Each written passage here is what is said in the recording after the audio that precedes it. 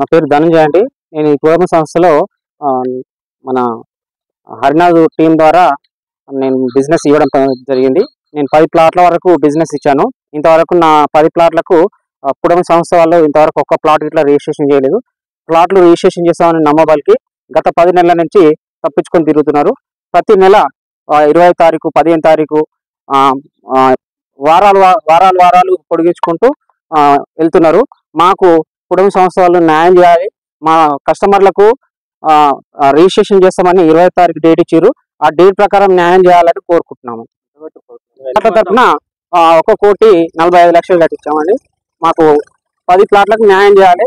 మా హరినాథ్ టీం తరఫున మొత్తం తరఫున 4 కోట్ల బిజినెస్ ఇచ్చారు. ఒక 50 ప్లాట్ల వరకు బిజినెస్ ఇచ్చారు. మరి 70 మంది వరకు ఉన్నారు.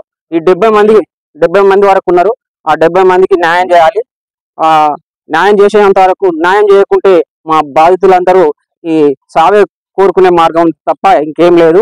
అందరూ అప్పులు చేసి పుస్తకాలు కుదబెట్టి బంగారం తాకట్టు పెట్టి బ్యాంకులలో లోన్లు తీసుకొని చాలా ఇబ్బందులు పడుకుంటూ చిట్టీలు వేసి లేపిన చిట్టీలు ఇబ్బంది పడుతున్నారు చాలా వరకు. ఇదందరినీ మా బాధితులందరికీ న్యాయం చేయాలని మీడియా తరఫున మా అందరి తరఫున మా బాధితుల తరఫున కోరుకుంటున్నాను. పేరు సుంకరి హరినాథ్ అండి. మాది డి నగరం. నేను వ్యక్తిగతంగా పుడమి సంస్థకు 9 లక్షలు కట్టడం జరిగింది. నేను బొంగు బాదుషా గౌడ్ అనే వ్యక్తి ద్వారా ఇందులోకి రావడం జరిగింది.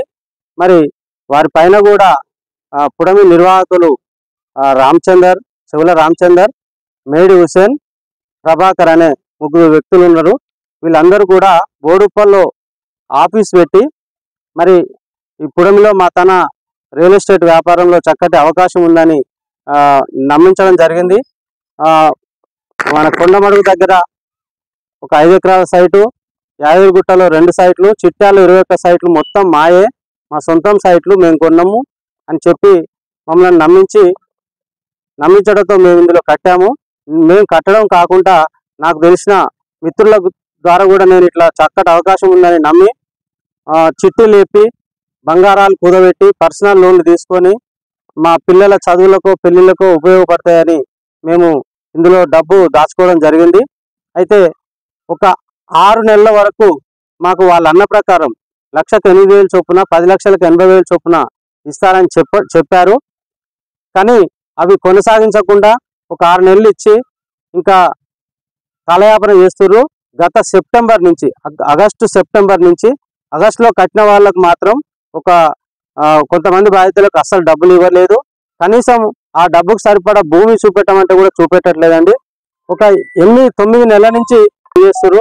అనేక పర్యాయాలు మేము మా యొక్క సీనియర్ అయినటువంటి ఈ యొక్క తాళసింగారం వాస్తవ్యులు బాదుషా గౌడ్ గారి ఇంటికి రావడం జరిగింది. ఆయన బాధ్యత తీసుకొని మేము ఇప్పిస్తామని చెప్పాడు.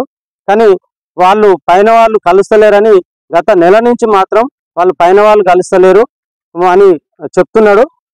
వాళ్ళు చెప్పిన ప్రకారం వాళ్ళు చెప్పినట్టే నేను చెప్పానని చెప్పాడు. కానీ లాస్ట్ 15 తారీఖు నాడు భూములు చూపిస్తా, 25 తారీఖు లోపు అందరికీ డబ్బులు ఇస్తా అని చెప్పి మా టీం వాళ్ళకి చెప్పడం జరిగింది. దీన్ని బేస్ చేసుకొని మనం 18 తారీఖు వస్తే పండుగ ఉందని చెప్పారు.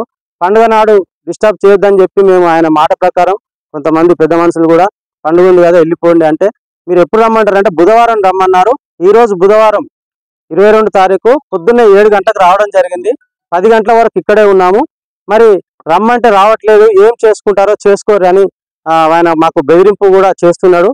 దయచేసి మీ అందరికీ, మీ గవర్నమెంట్కు అందరికీ నేను వేడుకుంటున్నా, మా అందరి పేదవాళ్ళమండి. మరి మా యొక్క అందరికీ మీడియా తరఫున మేము రిక్వెస్ట్ చేస్తున్నాము. మా అందరికీ న్యాయం చేయాల్సిందిగా కోరుతున్నాం సార్.